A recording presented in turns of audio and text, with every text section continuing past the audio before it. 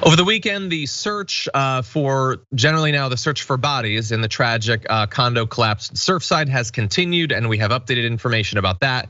The death toll had, when we produced this, risen to 28. I have since seen that it has risen to 32 confirmed deaths. It is possible that by the time you watch this, if you're not watching live, that it could even be higher. 3 bodies were discovered overnight after the remainder of the partially collapsed building was demolished and rescue efforts resumed. A 4th body was found later in the day on Monday. 26 of 28 victims at that point have already been identified. 191 people are now accounted for, while 117 remain missing, which means that, as devastating as the numbers are already, it seems much more than likely that the numbers will be far, far higher.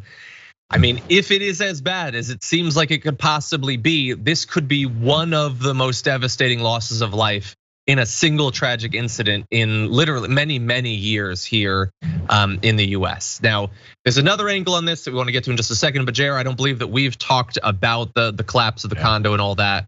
Any thoughts? Well, as information leaked out to find out what was the cause of it, and you find the negligence based off that. The first thing I thought, we're talking about, I'm not to relitigate that. I assume a lot of people have seen it with the way that they built the pool on a concrete surface. I think it was above like the parking garage, and leaks happen after that because of the way that they didn't plan forward with that.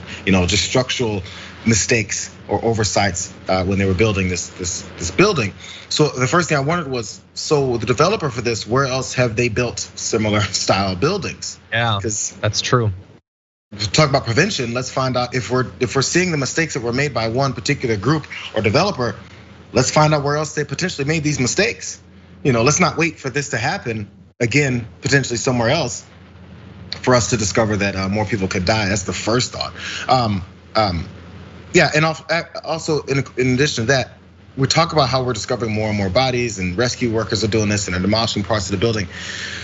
Just think of the mindset you now are in. These rescue workers and finding bodies now, weeks after the collapse. This is really brutal, and I hope they're getting help, because this is something we overlook a lot. We congratulate and shake the hands of our firemen and rescue people, but we don't think about the toll it takes on their mental health, what they've seen and what they've had to experience, and the way they've had to recover people's bodies. It's got to be devastating. Yeah. I'm like, we throw around the term of like, I can't imagine, but I can't imagine. I'm not really going to try, because even that might be pretty awful. Yeah, absolutely terrible. And a couple of the stories that we've mentioned over the past week on the pre-show, just a reminder, there was a pair of 2 grandparents that were found in bed. Their bodies were recovered. There was this story that almost certainly was a result of like something to do with power or something, but it was a woman who had I believe it was her parents were believed lost in the building. She got multiple phone calls from their number in the initial hours and was like terrified that they might be alive, buried, trying to call out. The authorities say it's almost certainly just something with the phone line being broken that's causing it to call, but why specifically that number? So there's just a lot of tragedy to go around here. Now we want to briefly turn to maybe something good that can come out of this is them actually taking seriously the regulations of buildings like this and the need to have periodic safety updates, checking to make sure that things are safe. Because as Jayar was pointing out, with this building, there appear to have been a lot of different warnings. Not just that structurally it was built initially in a way that was suspect, but there had been like signs of persistent leaking and things like that were ignored. Yeah. People who'd left the board in advance, and a lot of just people not caring. It costs money to check these things out and to make necessary renovations. And generally people are willing to risk killing other people to save a little bit of money, unfortunately. But now at least, so long as the media is staying focused on this, there might be a little bit more pressure to actually look into these things. And Miami-Dade County officials said last week that they were now prioritizing reviews of 24 multi-story buildings that either had failed major structural or electrical inspections required after 40 years of existence, or had not submitted the reports in the first place. But the county's own records show that 17 of those cases had been open for a year or more. 2 cases were against properties owned by the county itself. The oldest case had sat unresolved since 2008. Yeah. So like everybody's like, woo, Obama won when it started. And they've just waited for 13 years. hoping that nothing terrible happens. And there's a lot that we could go into, but basically, regulations for multi-story structures like this tend to be more stringent than for single-family homes for obvious reasons. They're far larger and they tend to be in areas that are more dangerous to build in, including near coastlines where there's danger of not just water, but also high winds, hurricanes, and things like that. But despite that, they also tend to be built by large corporations that have a lot of lawyers that can drag these things out and avoid having to comply with the regulations that are actually there. And so let's jump through just a couple of examples of this. Bay Harbor Islands has struggled to bring all of its buildings into compliance with tough recertification rules. 14 structures were supposed to submit 40-year inspection reports back in 2020. 6 of those never responded to notices, according to records. As of last week, town records listed only 1 building as having successfully completed the process. So it is one thing that just they don't submit the information, but like when it's requested from them and they just ignore it.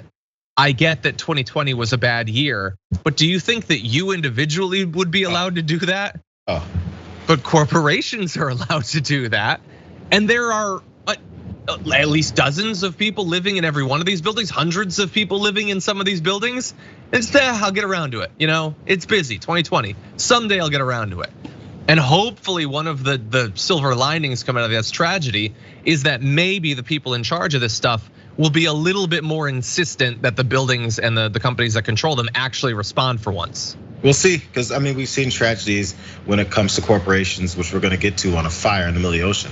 We've seen regulations that are supposed to be put on corporations and large builders and anything that ends up in a tragedy. And we've seen the buildup to that happen.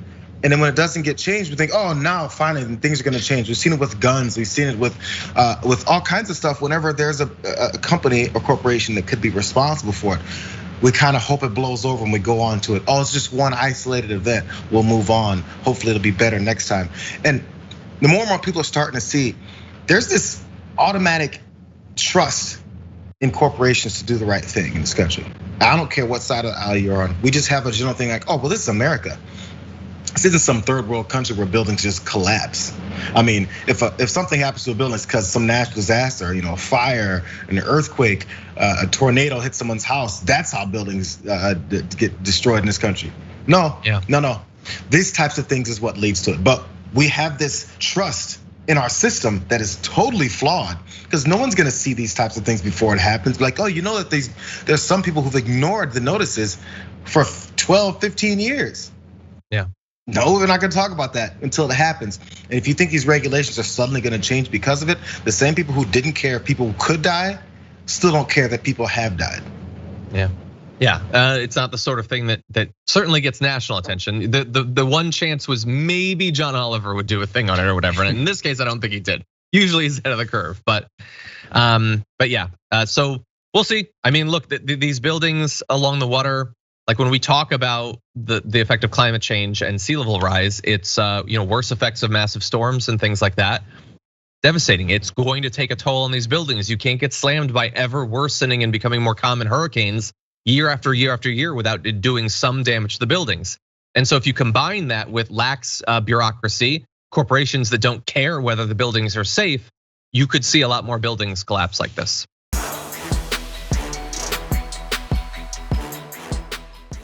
Check out the Damage Report podcast each day, wherever you get your podcasts, whether Pocket Casts or Stitcher or iTunes. You can join me as I give you the news and stories you want, with a range of co-hosts and interview guests jumping in on the fun each day.